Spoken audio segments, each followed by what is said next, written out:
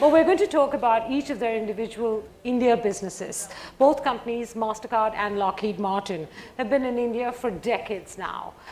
There has been a learning curve, and everyone here in the audience will sort of benefit from hearing of that learning curve. There's also been the opportunity to try and understand what India can do better. And we hope, since the minister is not on the panel now, there will be some candor in terms of that. We can talk freely. No, yes. I can talk freely. I'm hoping you can too. Remember, we're on the record. And then we'll try and get their views on the 2 or 3 current challenges that the world is facing, whether they're geopolitical and election related, or the technology and artificial intelligence related. So with that, I'm going to start first with you, Frank. You've had a business that's been in India that spans the Hercules to manufacturing fighter wings. And I'm trying to understand how much more India growth can Lockheed Martin unlock? What are the current numbers in terms of how much you manufacture here and how much you hope to grow that by over the course of the next 2 to 5 years? All right. Well, thank you, everyone, and good evening. We started in India a little more than 15 years ago. Mr. Ratan Tata approached our corporate leadership, and he had a vision to start an aerospace and defense sector within India. And we began working on a vision that included not only serving the Indian market, but serving the worldwide market. And over 15 years, we've been able to grow a supply chain ecosystem that includes more than 500 suppliers. We've been able to introduce those suppliers to the rest of our tier 1 supply chain globally. So now 70 to 80 of those suppliers are now part of the global supply chain for not only Lockheed Martin, but other companies like Northrop Grumman and Honeywell and so forth. And we've had significant success over the years delivering sole source for the C-130 empennage, now building 9G aircraft fighter wings, delivering cabins for S-92 helicopters. And we're just very proud of the progress we've made. But while we're very pleased with that, we're not anywhere near satisfied because we know there's so much more we can do. We're now looking to take the next step and start delivering platforms out of India. So delivering not just the empennage for C-130, but the entire aircraft. Delivering not just wings of fighter aircraft, but the entire aircraft. And also starting to work with our partners at Raytheon in being able to deliver munitions organically produced here in India. We think that that is going to probably increase our revenue and our export out of India by an order of magnitude. And we think that that's possible over the next 3 to 5 years. We see a significant expansion in the employment. We're very proud of what we've been able to do with women employed in our facilities. We're going to continue to increase that. And so we're just very much looking forward to continuing the growth that we've had and as I said, order of magnitude more in years to come. Can you put a number to that? Well, we've had 700 million of exports so far. So in 15 years? Over the 15 years, over the 15 years, so we think there'll be significantly more. Would you put a number to that? An order of magnitude. Okay. It's hard to say. It's hard to put a specific number. Look, I'm just earning my dinner. I know. It's very good. All right. What is standing between you and the manufacture of entire platforms and munitions? What do you expect will be the challenges on that path? Well, I think the challenges that we're facing right now are working through the details of how we do the indigenous content, what things we get credit for. As wholly owned subsidiaries and joint ventures, sometimes those entities are treated differently than Indian companies, so we want to make sure that we're on an equal footing with Indian companies in consideration of those things. We're also working through the different policy aspects of the acquisitions. Bill alluded to earlier the complications associated with some of the data transfer that has to move from government to government to make these things happen. These are all things that we know how to do, and the governments are committed to making these things happen, so we're confident it's going to occur, It's just a question of how long it will take to make Okay, it I want to happen. come back to questions about building out that supply chain, the challenges you face there, but also actively get your views on some of the orders that are currently underway and where you see Lockheed Martin standing in that. But before that, let me go to Michael and get some thoughts. India has been, this fantastically growing payments market, financial services market. So you've got growth on the one hand, so attractive, and then you've got UPI on the other hand, which is this deep competition for you because there's no fee involved in it, and sort of it hurts the profitability of all other financial services companies. So what do you make of the potential growth possibility in India for companies like yours? So there's tremendous potential here, and instead of talking about the journey, I want to talk about tomorrow. So tomorrow, I'm going to open Mastercard's largest facility in the world in Pune. We're going to have about 8,000 people. And the reason we do that is because there is tremendous potential in the digital economy in India. Okay. So I think that underlines that very clearly. Now, we've been in the country for 40 years. I promise I will not talk through every single year, but back in the day, we were all about cards, as the name indicates, and it was consumer card propositions, and it was essentially an off-the-shelf solution coming into India that didn't really cater to the local needs, at least of the larger part of the population. That worked well for a number of years. And if you just look over the course of the tremendous journey since UPI, you talked about it, Aadhaar and the India tech stack came into play, it has unlocked the power of a 1.4 billion people. It has. Growth opportunity for them, for their lives, their businesses, and we're on that journey. That is tremendous, and this is why we're investing into the future, because what we have learned here and what we're doing, what these 8,000 people are doing, is also looking at how do you grow in a market that's gone mobile first? I mean, how do you go into a market that has leapfrogged? Because India is setting the scene for many other countries around the world. So this is a very exciting chapter. You could take a view on this is competition, but then we might still be playing the same game. We're playing a different game. And India is a voice around the world. India is the voice of the global south. So we will see the India tech stack elsewhere. And we will engage, and we'll do that constructively and see, with this tide that rises everybody's boat, what kind of solutions can we put on top? And they will go way beyond consumer payment solutions. They go into commercial payment solutions, buyer, supplier, rewiring supply chains, as our scene setter just talked about. So fantastic growth journey. Before you ask, we never reported numbers on India. Are you sure? Are you sure? Yes. Okay. What are those 8,000 people in Pune going to be doing? So what Well, will that they... number you could give. Yes, I just did, exactly. So this is now official. Actually, it would have been only said tomorrow. What are they doing? These are computer scientists, data scientists. They're innovating, they're building in partnership with 7 other global tech hubs around the world in kind of a network. We have them here because of the talent base, because of the tech ecosystem. A biggest part of our growth opportunity is engaging with the fintech community, and there's a thriving one here in India. And they're going to be crafting products that you will take to the rest of the world. Exactly. Great. That answers one part of my question. It doesn't answer the second part, which is UPI. Because India is also a big market for Mastercard. Actually, if I can push back on that, I did give you an answer. The answer is what has happened here is opening up a digital economy that wasn't there before. So the government stepped in to see, here's all these people that are not part of the digital economy. Increasingly, the digital economy is the economy, so we've got to pull them in. And that's what the government did very successfully. These are all people that come into a digital ecosystem and will be looking for choice over time. So this is I would say, a public infrastructure piece like roads and railroads and so forth.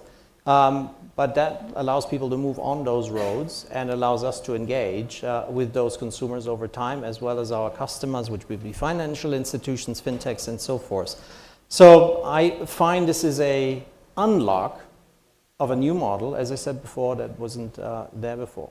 Okay, great. That new model, can you give us any more details of how you hope to be able to serve this evolving India market? Not just build products in India for the rest of the world using the incredible talent that we have here, but actually service the India market in itself, because the payments business in this country has changed dramatically in the last decade. And how do you do that profitably? Yes. So let's take a few sectors of the market. So this is one of the countries where you have the largest numbers of small and micro businesses in the world. Right. They are, I would say, the powerhouse of India. And they are chronically underserved by the financial sector. Just making a payment from A to B isn't the answer. Using that data and allowing these small businesses to get credit access. That's, for example, something that we do, where we apply our set of services around it. Take cybersecurity. Everybody in such a large digital economy needs cybersecurity solutions. More than close to 40% of our revenues globally are from payment-related services that we can bring into India at a totally unparalleled scale than was there before. So there's a whole range of buttons that we can press. Fundamentally, back to the point of global supply chains, more and more companies will come into India, and as rebalancing from China and various other things that are going on. And yet again, here you see a commercial payment sector that's been rather antiquated for decades. You would notice when you look at your commercial payments, it's a tremendous opportunity for us. Okay, great. I'm going to come back to challenges in just a bit. No numbers, but before that, supply chain building, Frank. You have something called LM Ventures in India that has helped finance your supplier base and give them the opportunity to grow alongside the business that you provide them. What has that experience been like, both in terms of quality of manufacturing, because that's even more critical in your business, and the ability to achieve scale as your business grows in the country? Yeah, you bring up a really good point about scale, because deterrence, which is the business we're in, is not just about capability, it's also about capacity and being able to bring the volume of deterrence at the same time, the quality of it. And so what we saw over the last 4 years was the fragility of the global supply chain when it came to defense. We had spent 30 years making it as efficient as it could possibly be. And then all of a sudden, when conflicts and COVID happened almost simultaneously, we realized as a global defense industry that we're not prepared to meet the challenge.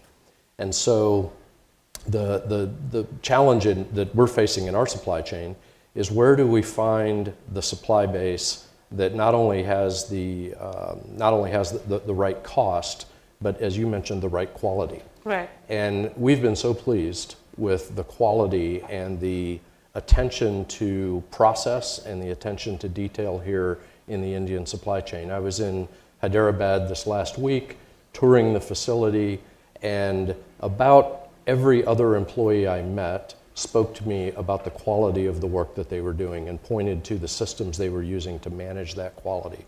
And so that means that the suppliers here are trustworthy. It's a place we want to make investment. We want to scale. I'm sorry, what was the second half of your question after quality? Quality and scale were the two questions. Oh, okay, quality and scale. And so, and I guess I'd say you might think when you talk to us we talk about C-130, we talk about fighter aircraft, but the supply chain in India is being used in all of our products. Right. So we're pulling things out of that supply chain and putting it into spacecraft, we're putting it into weapons, we're putting it into surface combat ships. And the great thing about the supply chain in India as well is that everyone here just about is a digital native. And the deterrents of tomorrow are going to be digitally enabled. Previously, deterrents were physical systems. Right. Newtonian systems. You had rockets that flew, you had ships that moved, you had airplanes.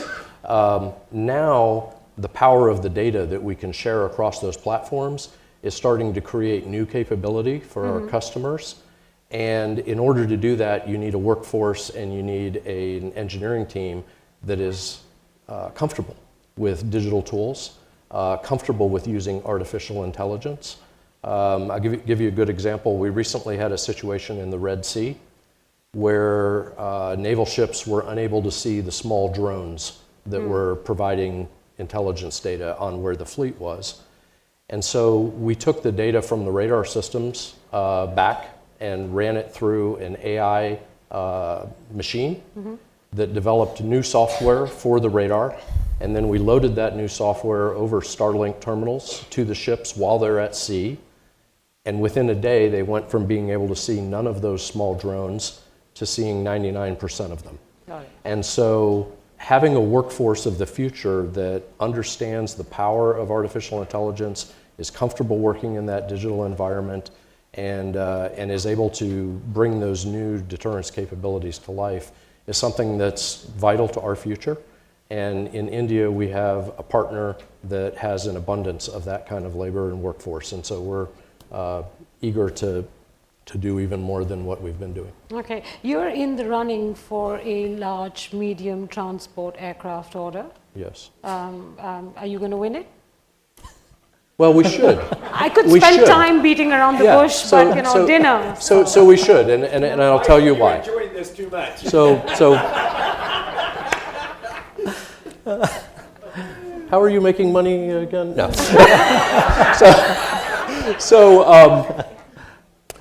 We should win it, and I'll tell you why. Because the C-130 aircraft has been in service here in India for many years, and it performs fabulously. It performs fabulously at the high altitudes that are required up on the border. There are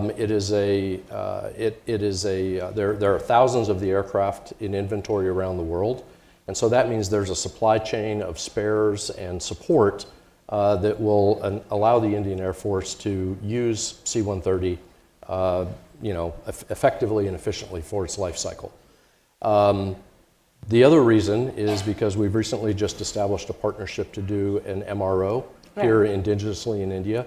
And our expectation is that that MRO facility will serve not just the Indian Air Force, but also air forces in the region who also have C-130s.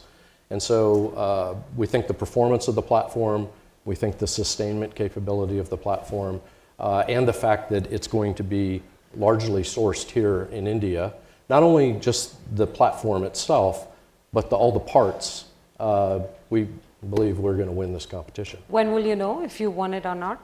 Well, that gets back to my issue of we're not sure. We know what the process is, we just don't know how long the process is going to take. A little bit so like we our panel anticipate discussion this will today. be within a year or two. Within a year or two. Will you have to make? make any more commitments to manufacture in India to actually win it? We do have to make the commitment in terms of the final assembly. Yeah, which is already But- part of the the parameters of the order. But beyond that, do you intend to? But the infrastructure that we've built, the supply chain that we have here, along with the MRO facility, we believe that's more than sufficient to satify what we need to And do. you see the scope for adding to that MRO facility, irrespective of whether you get this order or not? Do you see the scope as a large one? Well, if the MRO facility will serve the 12 aircraft that are in the inventory today, as well as the region.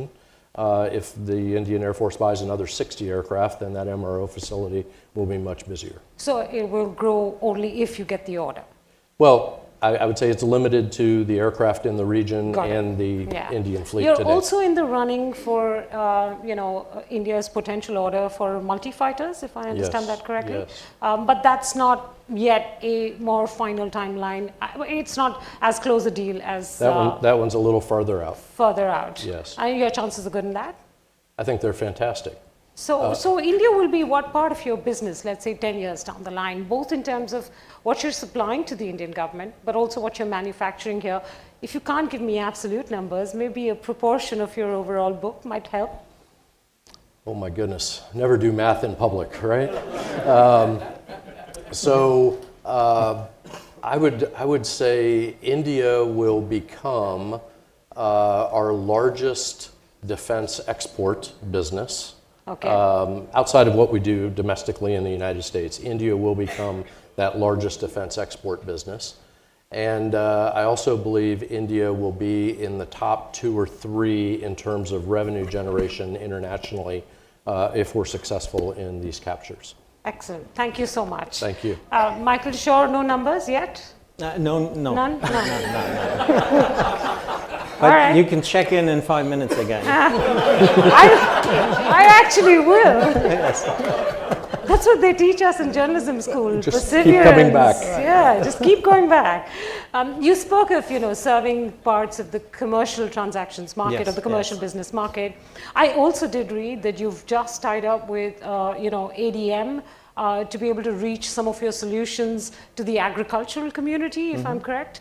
I want you to sort of quantify or expand on your previous answer about the India opportunity and doing business in India in terms of new segments. Like, will agri grow to be something significant for you? Right. So, first of all, let's come back to the model and how it overall works. So we provide payment solutions, and we provide a whole range of services that make these payments either safer or smarter or more insightful, any one of the above. Cybersecurity was one example I gave earlier. We make our own payments safer, we make other people's payments safer, and so forth. So that is the model. It all starts with a transaction, a digital transaction happening. So with a significantly enlarged and rapidly growing digital economy, you have an underlying secular trend, which is a big part for our industry, very unique, where India has a massive secular trend to produce more digital transactions, different business models. Your fintech ecosystem produces a whole different set of transactions that even didn't take place before. So earlier we had somebody on stage who was talking about micropayments in the gaming world. That's a big growth opportunity.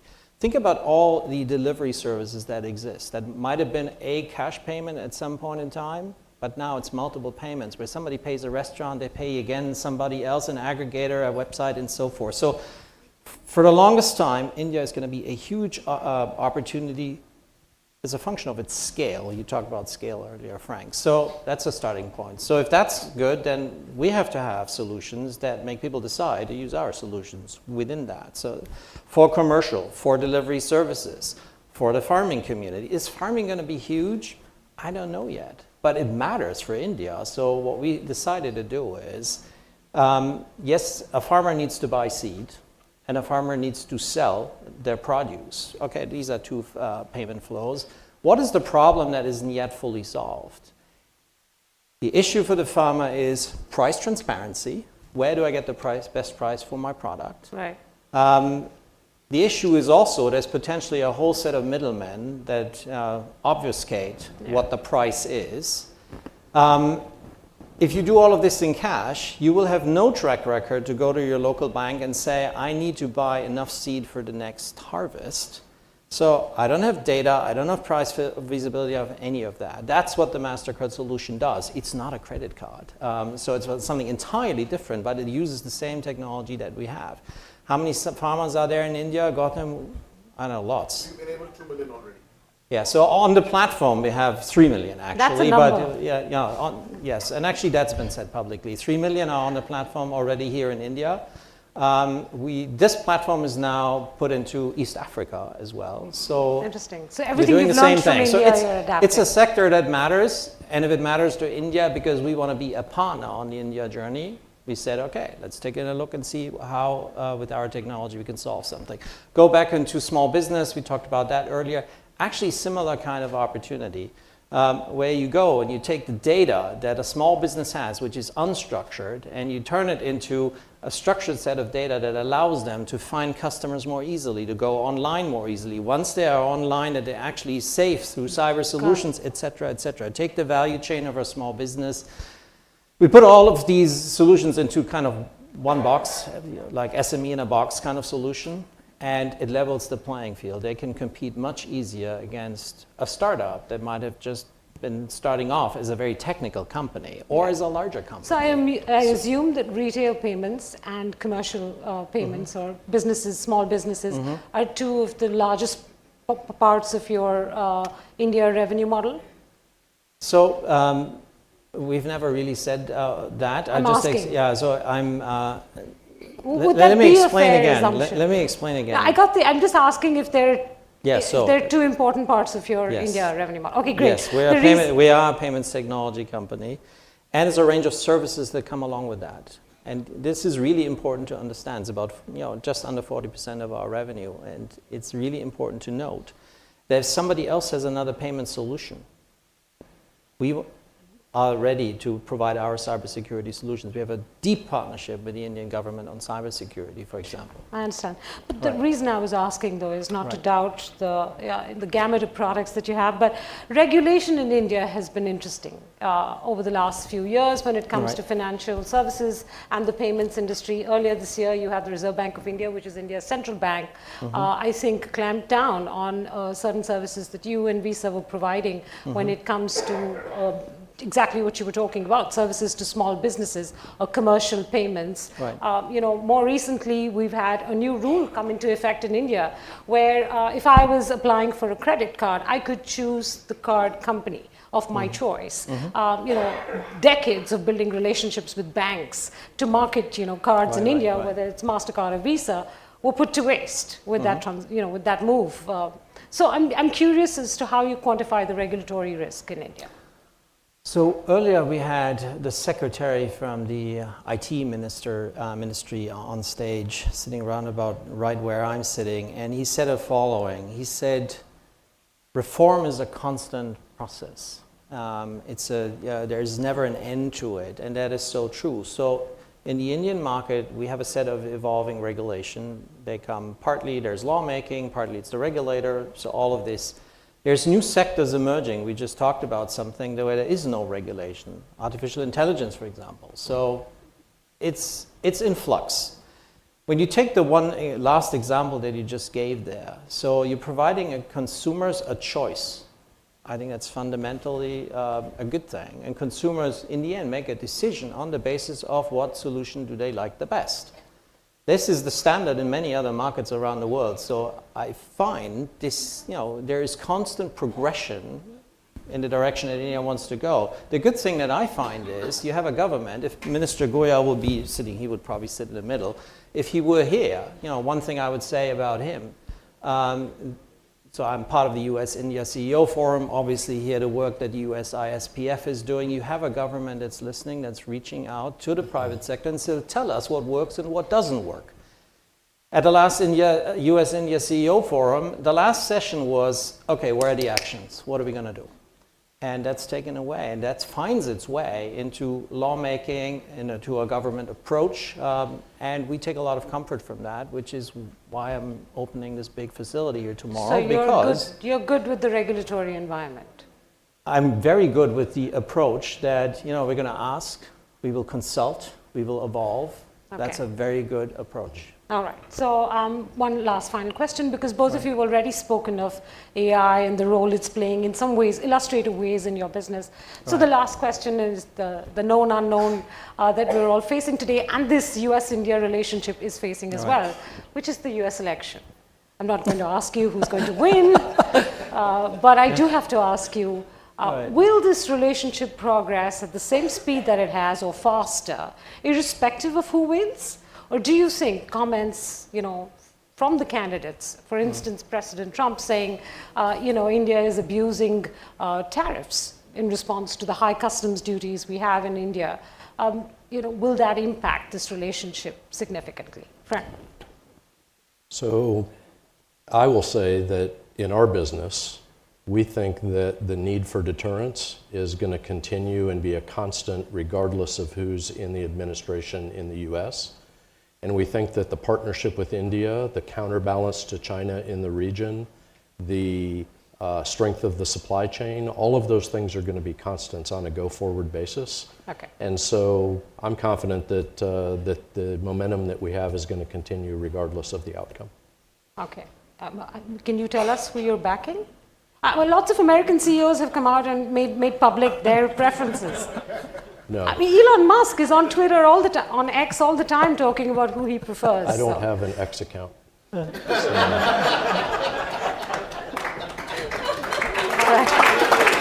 You win. Same question to you, Michael. So what Frank just said, fundamentally true from our perspective as well. So the geopolitical environment is the same environment for India and the US after this election. The fundamental balance where the world is between various powers at work, I don't think will dramatically change. There's been policy that's been fairly consistent between the previous administration in the United States and the current administration, so that hasn't so dramatically changed on the foreign policy side. From that perspective, I don't expect any dramatic changes as far as the India relationship is concerned. The other thing is, I come right back to the secular trend in a rising digital economy. The digital economy will power on regardless. AI will power on regardless. And that is what our company is doing. So from that perspective, we're not worrying about that either. Do you have a pick between the two? I'm a German citizen. I can't vote, sorry.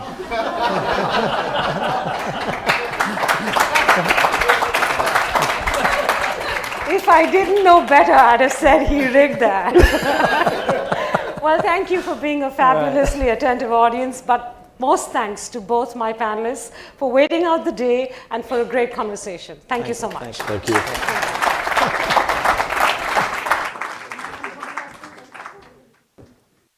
Thank you, Michael and Frank and Menaka. It was like a 2 against 1.